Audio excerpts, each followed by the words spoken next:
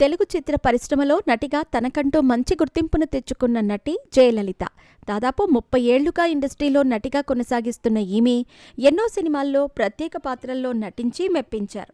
30 ఏళ్ల సినీ ప్రస్థానంలో ఎన్నో ఒడిదుడుకులు ఎదుర్కొంది జయలలిత. టాలీవుడ్లో వ్యాంప్ పాత్రలకు పెట్టింది పేరు జయలలిత.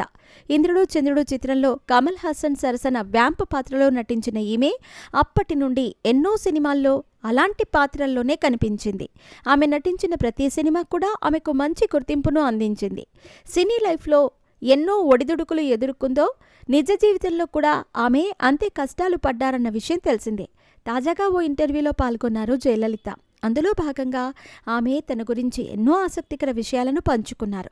సినీ నటి జయలలిత ఒకప్పుడు సినిమాలతో బిజీగా ఉన్నా కూడా ఆమె ఇప్పుడు సీరియల్స్లో ప్రత్యేక పాత్రల్లో నటిస్తూ వస్తున్నారు. ఈమె తాజాగా ఓ ఇంటర్వ్యూలో పాల్గొన్నారు. ఈ సందర్భంగా ఆమె తన జీవితంలోని అనేక విషయాలను షేర్ చేసుకున్నారు. తన పెళ్లి గురించి మాత్రమే కాదు, షూటింగ్లో ఆమె ఎదుర్కొన్న పరిస్థితుల గురించి కూడా వివరించారు. మరి ఆమె మాట్లాడుతూ, చిన్న బట్టలు వేసుకోవటం విషయంలో మీరెప్పుడూ ఫీల్ అవ్వలేదా అని యాంకర్ ప్రశ్నించగా, నేనెప్పుడూ ఫీల్ అవ్వలేదు, తప్పు చేశానని ఎప్పుడూ బాధపడలేదు అని ఆమె అన్నారు. ఎందుకు తప్పు చేశానని బాధపడాలి? నేను చిన్న బట్టలు వేసుకున్నప్పుడు మేకప్ మ్యాన్ వచ్చి మొత్తం అంతా ఎక్కడైనా ప్యాచ్లు ఉన్నాయా అని మేకప్ వేసేవాడు. మేకప్ అయిన తర్వాత నా అసిస్టెంట్ వచ్చి నాకు ఒంటి మీద కప్పితే నేను ఎందుకు వేరే వాళ్ళకి ఏదో ఉందని క్యూరియాసిటీ పెంచటం అని ఆ టవల్స్ని పక్కనే వేసేదాన్ని. చూస్తే చూసుకొని ఏంటి లేదంటే ఏం లేదనుకుంటారు అని లైట్ తీసుకున్నాను. అలా కాకుండా మనం కప్పుకొని కూర్చుంటే అందులో ఇంకా ఏదో ఉందని అందర్నీ మన వైపు తిప్పుకునేలా ఉంటుందని ఆమె అన్నారు.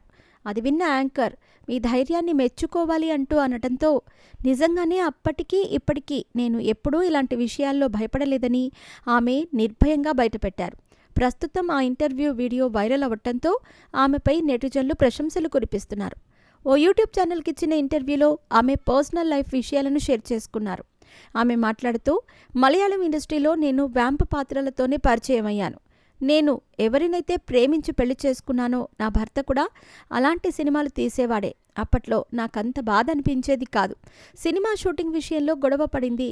అప్పుడు నన్ను వినోద్ సేవ్ చేశాడు. ఆ తర్వాత అతని మనసు నచ్చి 7 ఏళ్లు ప్రేమలో ఉన్నాం. తర్వాత పెళ్లి చేసుకున్నాం. 7 ఏళ్లు కలిసిన మేము ఒకేడాది దాంపత్య జీవితంలో ఉండలేకపోయాం. అలా ఇద్దరం విడిగా ఉంటున్నామంటూ ఆమె క్లారిటీ ఇచ్చారు. నా ఆస్తి కోసమే అతను నన్ను పెళ్లి చేసుకున్నాడని అర్థమైంది. అతని అప్పుల కోసం నన్ను పెళ్లి చేసుకున్నాడు.